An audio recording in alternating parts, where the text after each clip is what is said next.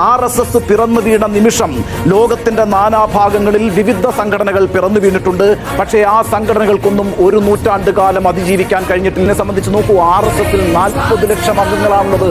40 ലക്ഷം പേർ RSS-ൽ പ്രവർത്തിച്ചുകൊണ്ടിരിക്കുന്നു.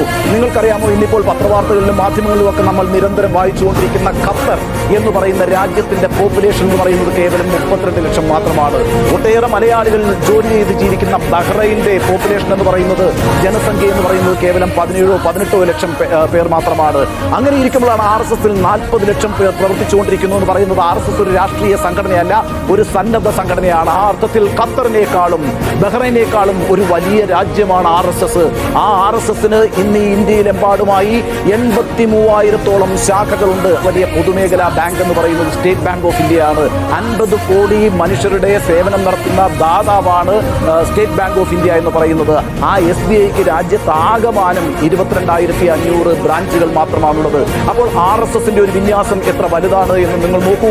ആ അർത്ഥത്തിൽ RSS ആണ് ലോകത്തിലെ ഏറ്റവും വലിയ NGO, ഏറ്റവും വലിയ സന്നദ്ധ സംഘടന എന്ന കാര്യത്തിൽ ഒരു സംശയവും വേണ്ട. നോക്കൂ, ഇന്ത്യയുടെ രാഷ്ട്രപതിയെ തീരുമാനിക്കുന്നത് RSS ആണ്. RSS-ന്റെ നോമിനിയാണ് ഇന്ത്യയുടെ രാഷ്ട്രപതി എന്ന് പറയുന്നത്. ഇന്ത്യയുടെ ഉപരാഷ്ട്രപതി എന്ന് പറയുന്നത് RSS-ന്റെ നോമിനിയാണ്. ഇന്ത്യയുടെ പ്രധാനമന്ത്രി എന്ന് പറയുന്നത് RSS-ന്റെ പ്രചാരകനാണ്. ഇന്ത്യൻ ക്യാബിനറ്റ് എന്ന് പറയുന്നത് RSS-ന്റെ നിയന്ത്രണത്തിലാണ്.